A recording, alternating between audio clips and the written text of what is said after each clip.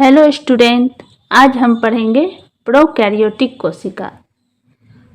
Prokaryotic कोशिका ऐसी कोशिका है जो हमें खुले आँखों से नहीं दिखता है।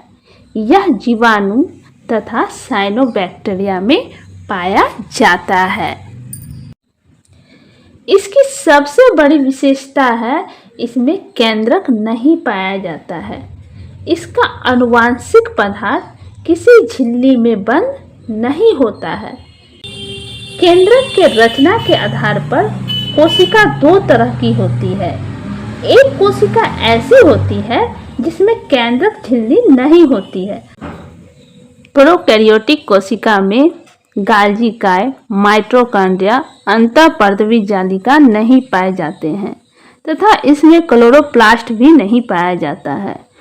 इसका जो कोशिका विभाजन होता है वह कोशिका विभाजन विखंडन या मुकुलन के द्वारा होता है। प्रोकैरियोटिक कोशिका में प्रकाश संश्लेषी झिल्ली क्लोरोप्लास्ट के जगह तथा डीएनए गोलाकार पाया जाता है तथा इसमें कोशिका भित्ति भी पाई जाती है और कोशिका झिल्ली भी पाई जाती है तथा कोशिका को चलने के लिए इसमें फ्लैजेलम भी पाए जाते हैं।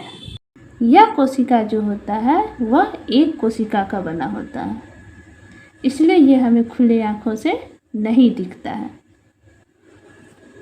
और इसमें केंद्रक कला नहीं पाया जाता है। प्रोकैरियोटिक कोशिका में कोई स्पष्ट केंद्रक नहीं होता है। केंद्रकीय पदार्थ जितने भी इसके जो केंद्रकीय पदार्थ हैं सब कोशिका द्रव्य में बिखरे होते हैं। इन कोशिकाओं के कला बहीन केंद्रक यानी कि ऐसा केंद्रक जिसमें कि झिल्ली न हो आरंभिक केंद्रक कहलाता है, यानी कि शुरुआती केंद्रक कहलाता है।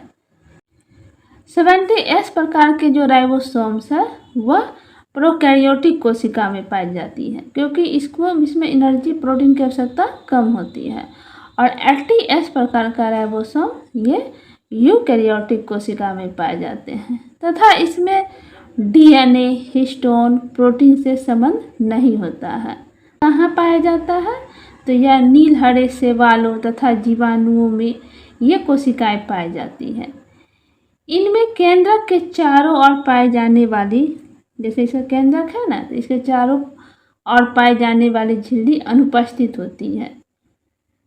साइक्लिस नहीं पाया जाता है। अगर फ्लैजिला उपस्थित है तो वह फ्लैजेना प्रोटीन का बना होता है।